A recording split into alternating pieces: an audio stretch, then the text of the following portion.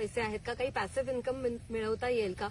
देवाच्या कृपेने आईबाबांच्या आशीर्वादाने फायनली मागच्या वर्षी आम्ही ही जागा घेतली. शेतजमीन घ्यायच्या आधी बरेच वर्ष आमच्या छोट्याशा परसबागेत आम्ही फळं भाज्या भरपूर लावायचो आणि मग वेळ आली आता शेतीच्या ह्याच्यावरती मोठ्या प्रमाणावर करायचं. वरती आम्ही रिजनरेटिव्ह फार्मिंगचा प्रयोग करतो, म्हणजेच पुनरुत्पादक शेती. सो काय इथे बघता येईल तर पूर्णपणे ऑर्गॅनिक पद्धतीने कुठलेही केमिकल्स वापरत नाही, कुठलेही फर्टिलायझर्स वापरत नाही. जे आमचे प्राणी आहेत त्याचंच कंपोस्ट आम्ही बागेला टाकतो आणि तुम्ही बघू शकता इतकी सुंदर बाग फुललेली आहे.